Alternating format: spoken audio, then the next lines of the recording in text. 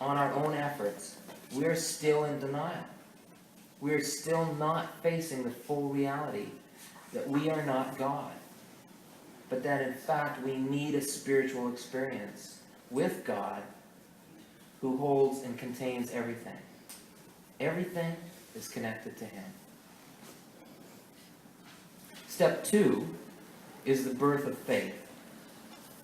When we come to realize that there is a power greater than ourselves that can restore us. It's the beginning of our belief.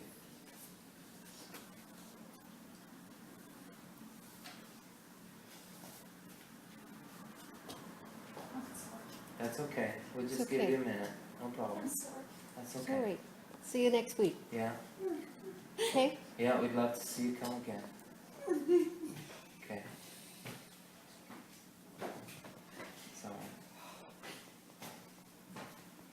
we come to believe that a power greater than ourselves can restore us. Why? Because in step 1, we came to believe that we are powerless.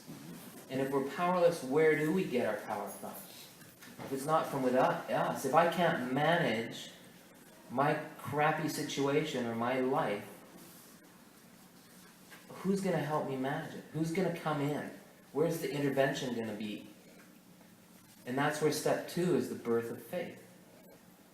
And then step 3 is making a decision to act on that faith.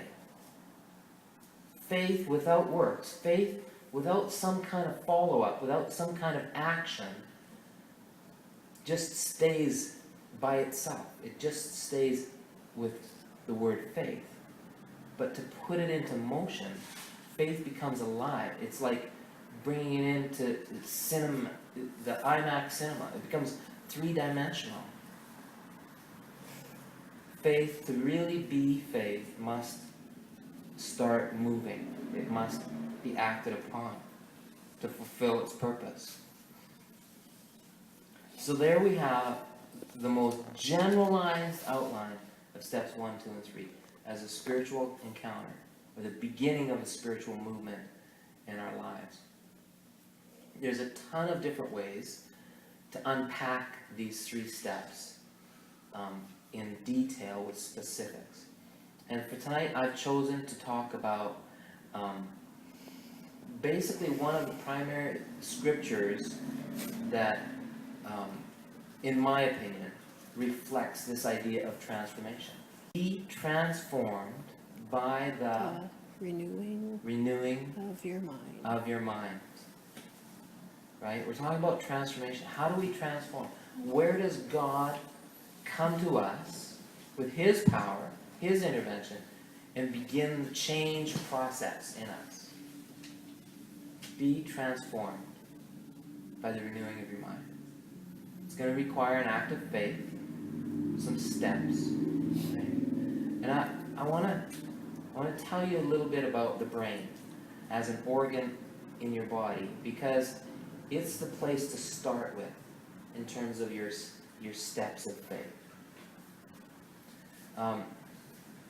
The brain, everything about us is connected to the brain. And I want you to put your fist up like this. I'm going to give you a little bit of an anatomy schooling on your brain. Okay? Everybody put your fist up like this. And I want you to think about this from your elbow up. That's your whole nervous system. Okay? Your arm is your backbone. All the nerves and whatnot go through your spinal cord in your backbone. And they rise up to the lower part of your brain, which is the primitive part. It's the part of your brain that automatically causes things to function, like your eyes blinking, your chest moving in and out with breath, your skin repairing itself after it's been bruised, your hair growing or not growing. The primitive part of your brain does all that stuff naturally without thinking. It's also the part of our brain that secretes certain hormones and chemicals when the fight or flight mechanism is kicked in. So when if you go outside late in the dark and somebody comes chasing around the corner, that primitive part of the brain is going to react to that fear or that threat faster than any other part of your brain. It doesn't take time to reason its way through. It just reacts. That's why when you're having a fight with your friend or your spouse or your mother, and emotions go up, the primitive part of your brain starts taking control because it starts getting the sense that there's a bear walking down the path and it's ready to pounce on you, and you've got to defend yourself. And that's why it seems to be so automatic without thought. Now, in the center of your brain, which is the thumb, it's called the limbic system. In the center of your brain, the limbic system has a certain type of memory and processing capabilities. The memory in the limbic system is based on experience. So what you smell, what you feel or touch, what you hear, and so on, if it has a certain tone in it, right? So when Dale speaks to me with a certain tone, and the hairs on my back stand up, and I'm it's probably coming from my limbic system because it reminded me of when my mother was yelling at me, "Gerald, where are you? How come you didn't do the dishes?" Or something like that, right? It might not have anything to do with that, but it reminds me of that. It's a trigger. We use the word trigger, right? And so the situation might not warrant an emotional reaction, but there's a similarity. And that similarity, the memory of it rests in the limbic system. The limbic system has a subpart to it called the amygdala. The amygdala assigns emotions to all of our experiences. It tells us whether it's happy or sad, whether it's frightful or joyful, or that kind of thing. Now, the bigger part of your brain, the part that usually looks like the sausage part around the outside, is called your cortex. And the cortex, one of its functions is it holds memory that is factual. Phone numbers and addresses and boring things like that.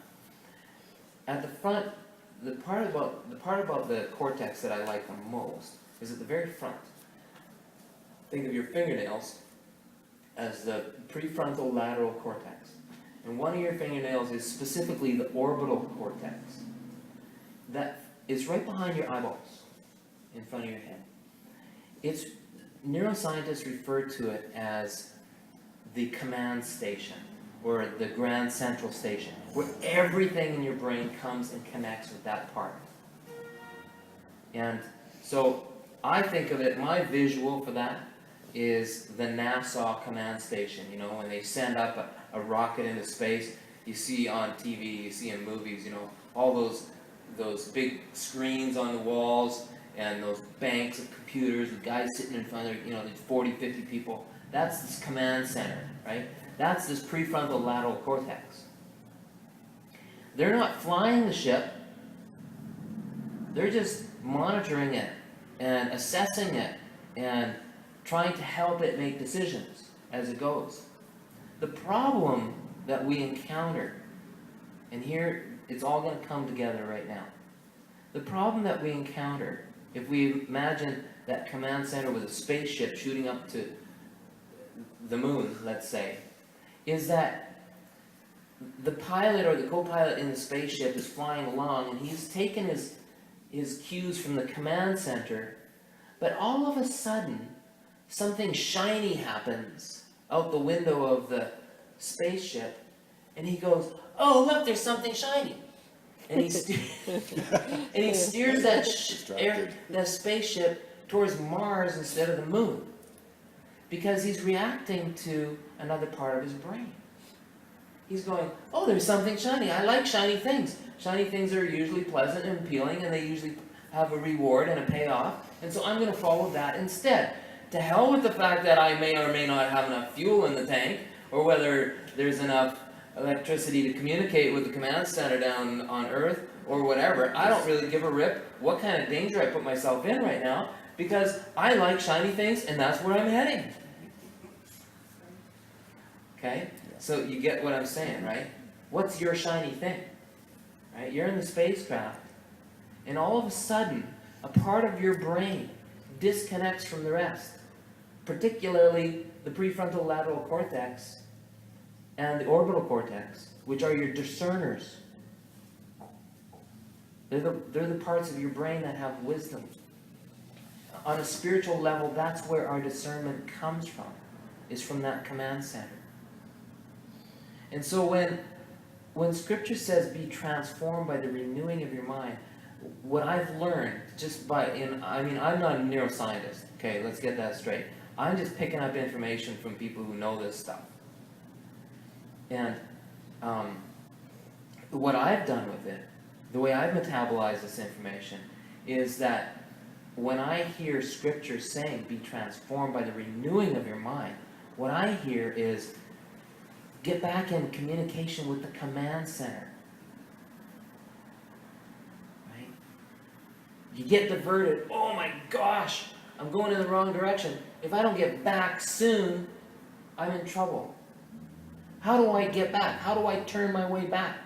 Who do I go to? That shiny thing is really appealing and it's really grabbed my attention and I really, really, really, really, really, really want it. Right?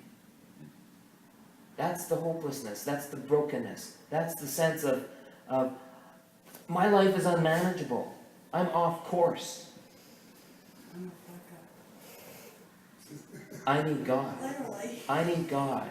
God created your command center. God created the prefrontal lateral cortex and the orbital cortex for a purpose. And He wants us to get that reconnected to His purpose. So the renewing of our mind is the starting point for this faith journey. It's believing a new way of looking at life and looking at God's way of interacting with us. When I was a kid, my mom would teach Sunday school lessons and all this stuff, and she would talk about with these little flannel graph boards and whatnot, and she would use these pictures of a heart with a throne, and who's on the throne of your heart? Is it you? And she put a picture of a little boy. She'd take it off, or is it Jesus? Put the picture of Jesus on the flannel graph heart. Who do you want to be on the throne of your life?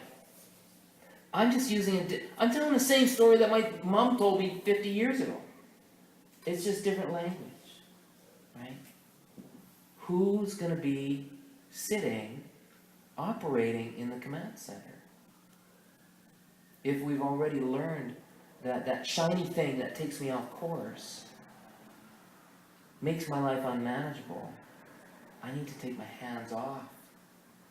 I need to call to command center. I need to call to God and say, I'm out of control. Get me back on course. And that's the beginning of our spiritual walk. That's the beginning of putting faith into action, letting go and trusting that God is going to work out the details, that He's going to get us back on track. This is totally my experience, that I tend to change in one of two ways. Either I get, I'm chasing this shiny thing, and I find myself doing that, and I say, I'm disgusted with myself, I can't believe I'm doing it, this is wrong. I'm going to decide to let go and let God and get back on path. Right? Or I'm just hanging on to that steering wheel. I'm going to chase that shiny thing no matter what, and I don't care how many meteorites I crash into and how much rocket ship fuel burns out and where I drift to, and eventually all the bumping and grinding ends up to be too much, and we crash, and that's when the crisis warrants a transformation. So we can either wait for crisis to transform us, or we can stop right now and we can decide, okay, as of today, for now, in this moment, I'm not going to go any further on my own. I'm going to let go, and I'm going to let God. I'm going to stop chasing the shiny thing, and I'm going to surrender to His will in my life. That's Step 1, step 2, step 3, in a very short and small nutshell. I'm going to leave it at that, but I could take a few questions if you want to do that. What do you think, Beth? What time is it? Does anyone know? It is 10 to 8. 10 to 8. We can take a few questions and then have a break and come back. Okay. Does that work? Yeah. Comments or questions? Specific to this topic. When we open up to share afterwards, it'll be wide open to anything, okay?